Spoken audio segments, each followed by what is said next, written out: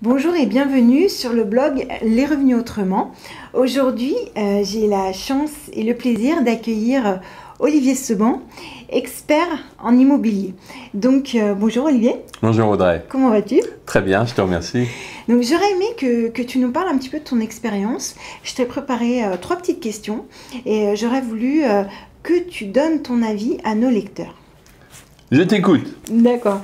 Donc la première, j'aimerais savoir quel conseil est-ce que tu pourrais donner justement aux personnes qui nous suivent pour atteindre l'indépendance financière grâce à l'immobilier?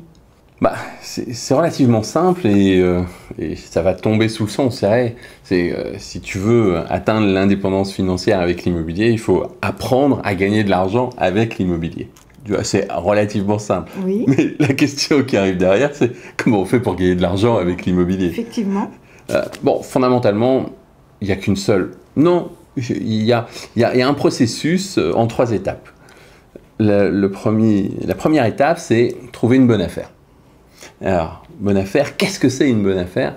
C'est un bien, un appartement, une maison qui vous permet de gagner de l'argent aujourd'hui et pas dans 20 ans à la fin de votre crédit. Qu'est-ce que je veux dire par là? Très souvent, on fait un crédit relativement long sur 15, 20 ans, voire 25 en fonction du contexte, de vos possibilités financières. Et puis, au bout de 20 ans, on s'aperçoit éventuellement qu'on a gagné de l'argent si on est capable de générer une plus-value. Un bien qui nous permet de gagner de l'argent aujourd'hui, c'est quoi? C'est un bien que vous achetez en dessous du prix du marché et que vous pouvez revendre pratiquement dès le lendemain au prix du marché.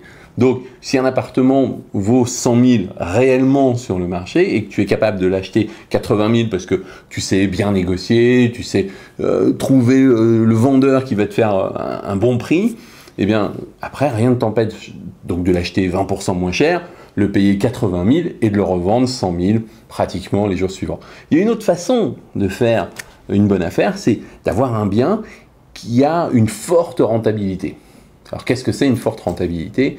C'est essentiellement un bien qui s'autofinance. C'est-à-dire que le loyer que vous allez percevoir de vos locataires, eh bien, il doit couvrir la totalité des charges, c'est-à-dire le crédit, les charges de copropriété, la taxe foncière, etc., etc. Là, vous commencez à faire une bonne affaire. Si chaque mois, vous devez sortir de l'argent de votre poche, c'est probablement pas une bonne affaire parce que ça vous coûte de l'argent chaque mois. Et d'ailleurs, c'est pas comme ça que vous atteindrez la liberté financière parce que vous serez obligé de travailler pour payer le déficit que vous avez acheté en achetant votre appartement. Je vous donne un exemple très simple. Vous avez un loyer de 300 € et la banque vous demande 500 € par mois. Chaque mois, vous devez sortir 200 € de votre poche. Et donc, il faut travailler pour pouvoir payer la banque. Et c'est pas comme ça qu'on obtient la liberté financière. C'est le contraire.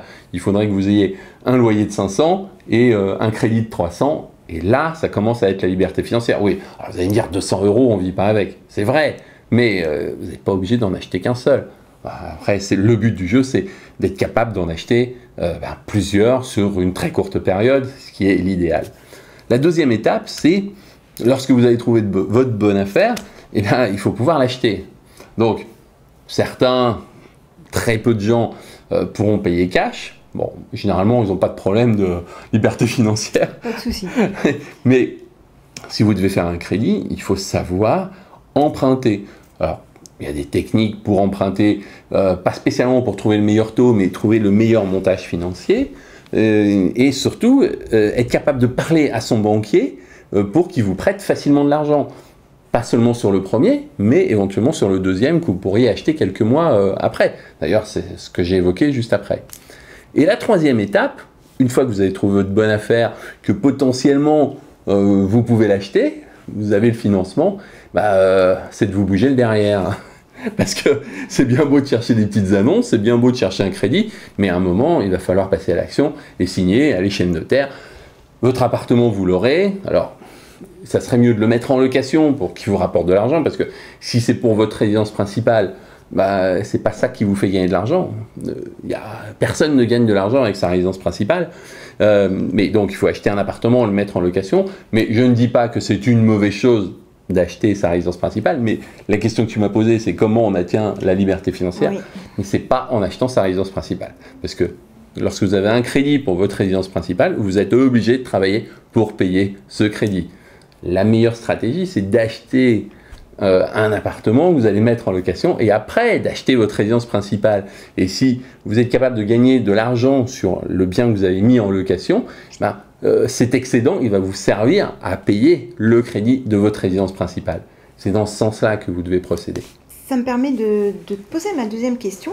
Comment est-ce qu'on s'y prend concrètement lorsque l'on débute? Il faut apprendre. Il n'y a pas de secret. Le problème de l'immobilier, c'est que c'est banalisé.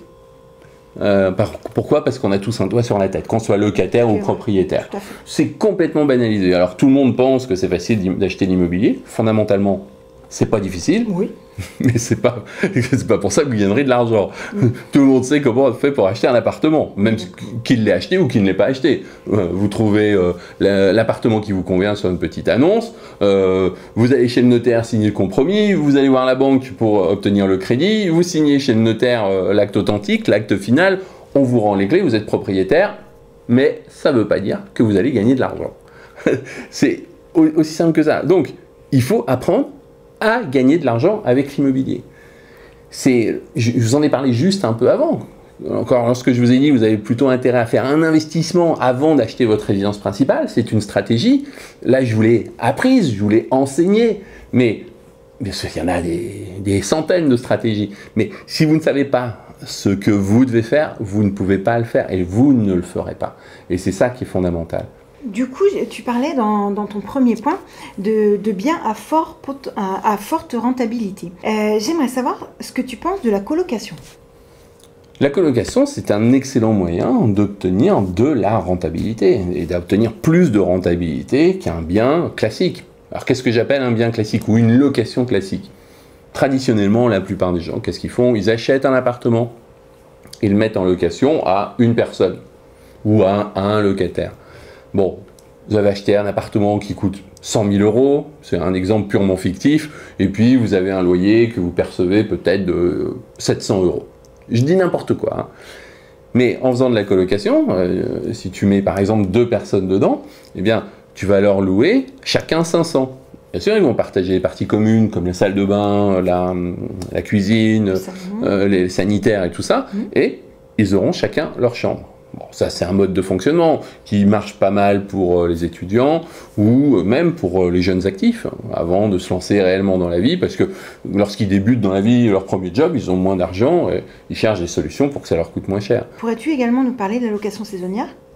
C'est une autre forme de colocation, si je peux dire, oui. À la différence que les gens, ils sont pas là au même moment. Tout à fait. La colocation, ils sont dans l'appartement, ils y habitent au même moment, oui. Alors que la location saisonnière, il y en a un qui est là la première semaine, la deuxième semaine, la troisième semaine, la quatrième semaine. Ils utilisent le même appartement, mais pas au même moment. Et la colocation, ils l'utilisent au même moment. Fondamentalement, c'est la différence, mais ça permet aussi d'augmenter la rentabilité. Alors, merci Olivier.